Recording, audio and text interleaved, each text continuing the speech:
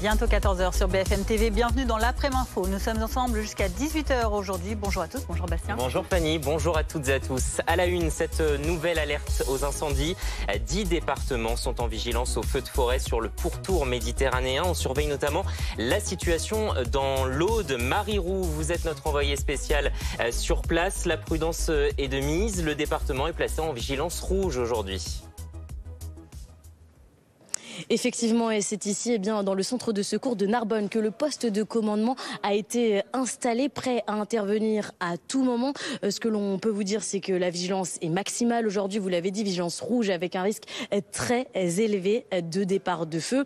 Sur le terrain, 270 pompiers et 70 engins sont mobilisés, prêts à intervenir à tout moment. Ils sont placés sur des zones stratégiques, des secteurs sensibles, car les conditions météorologiques sont particulièrement propices au départ de feu aujourd'hui, avec un temps sec, ensoleillé, jusqu'à 35 degrés attendus, et puis ce vent avec des rafales qui pourraient aller jusqu'à 60 km/h. Des conditions donc favorables au moindre départ de feu. Et puis il y a cette végétation très sèche, asséchée, avec ces fortes chaleurs de juin dernier, une végétation qui est hautement inflammable à l'heure où l'on se parle. Forcément, les pompiers assurent une vigilance maximale tout au long de l'après-midi, là où ça risque d'être le plus sensible pour eux. Pour rappel, les autorités, en tout cas, elles appellent à la plus grande prudence. Et pour rappel, 9 feux sur 10 sont d'origine humaine. Il va falloir être donc très prudent. 5 massifs dans l'Aude sont fermés en raison de ce risque majeur d'incendie. Les pompiers qui sont également très sensibles au feu qu'il y a eu début juillet et qui a ravagé près de 2000 hectares à côté de Narbonne. Merci beaucoup Marie Roux, en direct de Narbonne dans l'Aude avec Margot Sèvres pour BFM TV. On en vient à présent dans la Somme à ces questions qui restent nombreuses dans la commune de Pont-de-Metz au lendemain de cette découverte, celle du corps d'un homme de 32 ans frappé par plusieurs coups de couteau et éviscéré. Une personne d'une vingtaine d'années a été placée en garde à vue pour assassinat ce matin. Le point avec Angie Loata, Willem Gay et Emeline Darcourt. Le parc du Pré du Moulin à Pont-de-Metz est quasiment déserté ce mardi après la découverte d'un cadavre hier.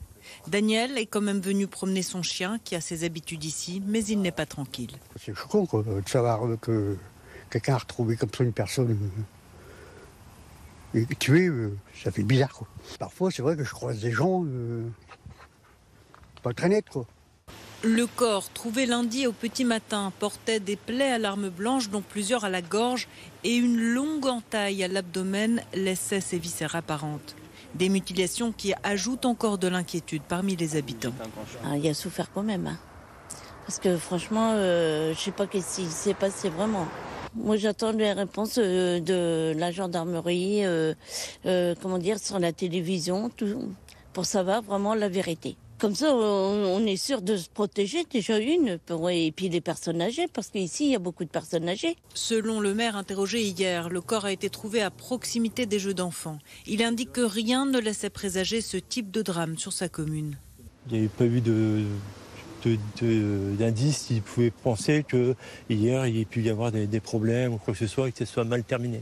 Juste alors, il n'y avait jamais eu de problème de ce type rencontré dans ce parc. La victime a été identifiée, un habitant d'Amiens, la ville voisine. Il était âgé de 32 ans, son casier judiciaire comporte exclusivement des délits routiers. Ce matin, un homme âgé d'une vingtaine d'années a été placé en garde à vue pour assassinat. La pollution plastique au cœur de négociations de la dernière chance à Genève aujourd'hui. 8 millions de tonnes de plastique finissent chaque année dans les océans et 70% des espèces marines des eaux européennes en ingèrent et donc nous, en bout de chaîne. Et c'est pour lutter contre ce fléau que les représentants de près de 180 pays se réunissent à partir d'aujourd'hui et pour 10 jours dans l'espoir de signer un premier traité mondial. Les dernières négociations onusiennes de décembre en Corée du Sud avaient été un échec alors que l'ONU s'était engagée en 2022 à parvenir à un texte en 2 ans. Tout de suite, c'est la chronique éco. Le matelas raffinement d'Epeda a été désigné meilleur choix par UFC Que Choisir. Votre programme avec les matelas et sommiers Epeda.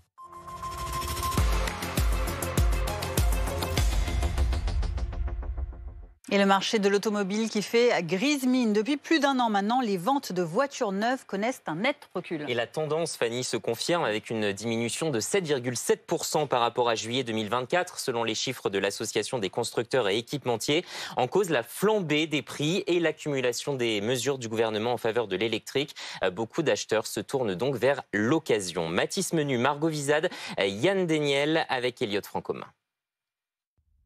Entre neuf et occasion, dans cette concession automobile, les clients ont le choix. Daniel a pris sa décision sans hésiter. Personnellement, j'achète souvent des occasions de moins de 3 ans ou 4 ans, déjà pour le coup, et surtout parce que c'est des véhicules récents. Et le problème aujourd'hui, c'est que le neuf, c'est peu accessible, donc on est vraiment sur des gammes qui sont très chères. En France, le marché du neuf connaît une baisse de 7,9% depuis le début de l'année, avec moins d'1 million de véhicules vendus. Le nombre de ventes a atteint les 116 000 au mois de juillet, soit 7,7% de moins que l'année dernière à la même époque. Il y a plein de changements au niveau des réglementations politiques en France, que ce soit avec les malus, que ce soit avec les aides à l'électrification.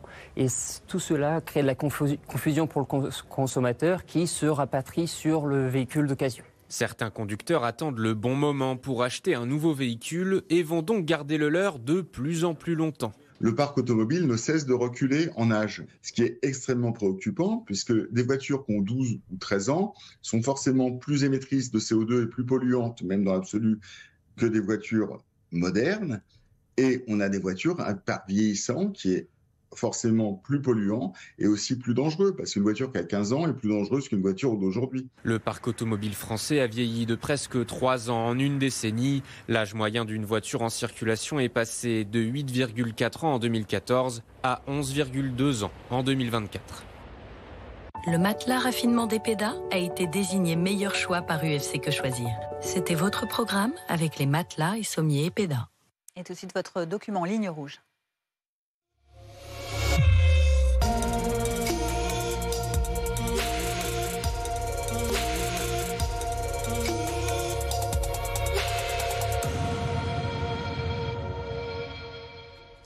Elle est devenue une arme redoutable au service des escrocs. L'intelligence artificielle déshabille les corps, elle clone les visages et les voix à la perfection pour soutirer des sommes pouvant s'élever parfois à plusieurs dizaines de millions d'euros. Comment cet outil est-il détourné au profit des arnaqueurs? Comment se protéger de ces fraudes? Une enquête Ligne Rouge tout de suite de Régis Desclonvoix, Ivan Berita et Alexandre Funel. Et nous on se retrouve juste après.